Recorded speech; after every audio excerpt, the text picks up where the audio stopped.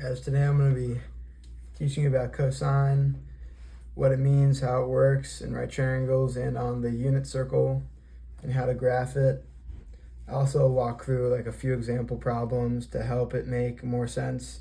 This will be short and to the point, so let's get started. First I'm going to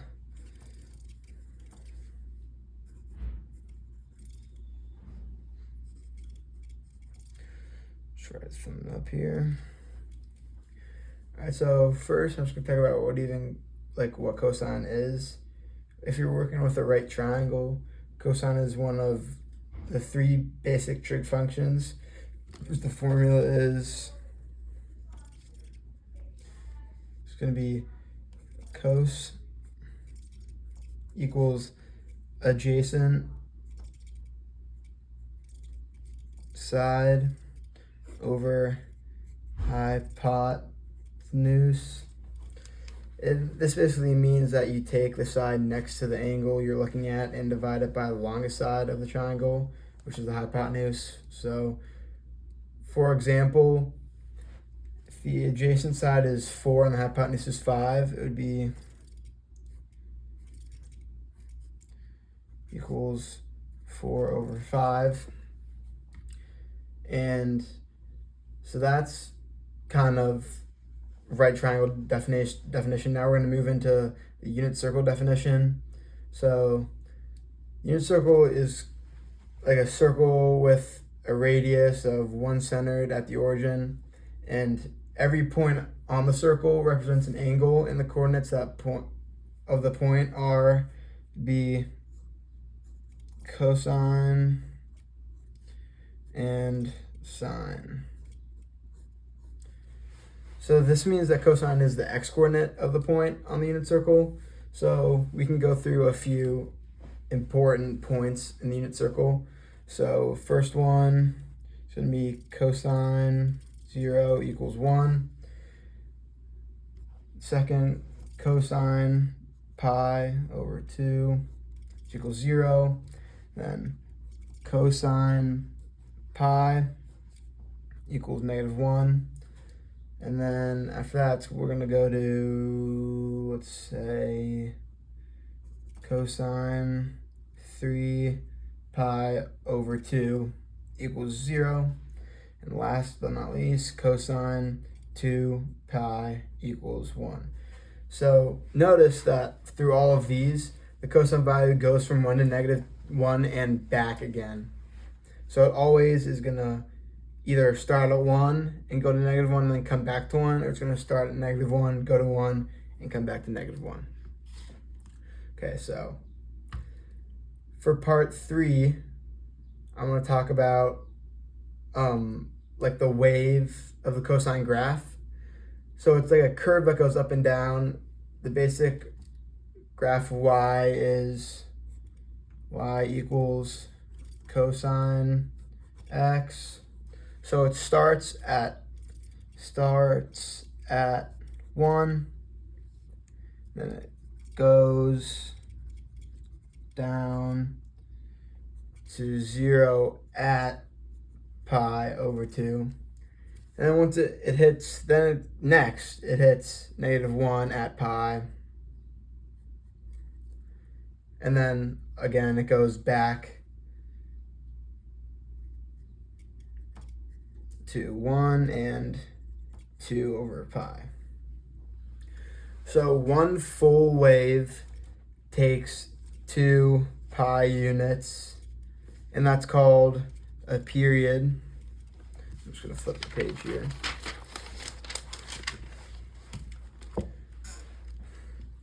But also the height from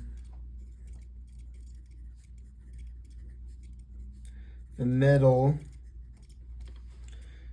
to the top is called the amplitude. And amplitude for y is going to be y equals cos x, which is 1,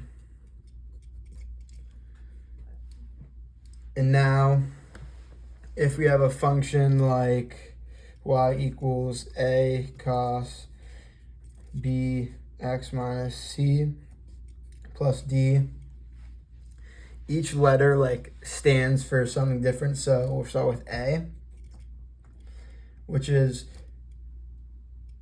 changes the amplitude.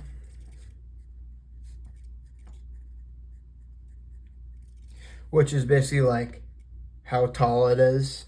So I'm just gonna put how tall. And then B, it affects the period. Pretty simple.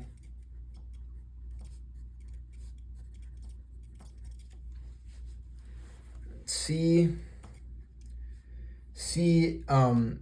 is the phase shift. So for short, phase shift, which is like moves left to right. Left to right. And then D is the opposite of phase shift, vertical shift. Which would obviously be moves up or down.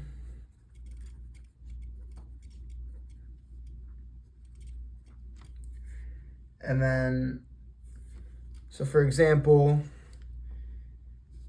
if we were to graph y equals 2 cos x, the wave would be twice as tall. If that would make sense. Okay, so now we're gonna do a couple of example problems. So we're gonna do, say if we're finding cos of 60 degrees, we know from trig that cos 60 degrees is 1/2. So that's pretty easy. And then for example 2, let's say solve cos x equals 1/2 4 0 x 2 pi. See that clearly? Make sure. Okay, you can see that clearly. And so this happens at x equals pi over 3 and 5 pi over 3. All right, so now, flip the page again.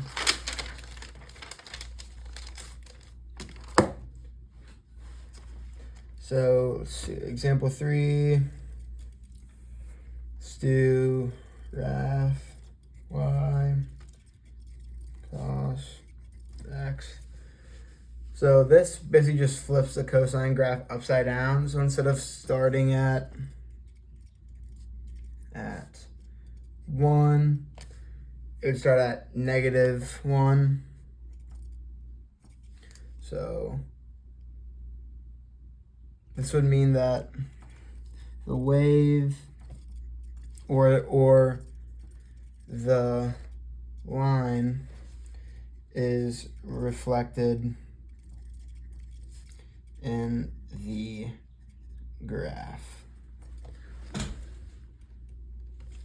Okay, so sum it all up, like cosine is adjacent over hypotenuse in a triangle. This is the first thing we went over. On the unit circle, cosine is the x-coordinate. Second thing we went over. Cosine graph is a wave with a period of 2 pi. It's kind of, we got into that a little bit here. And then you can, I'm just gonna write this down. You can stretch, shift, and flip the graph using the equation, which is y equals a cos b x minus c plus d. And then, yeah, that's kind of it. So thank you.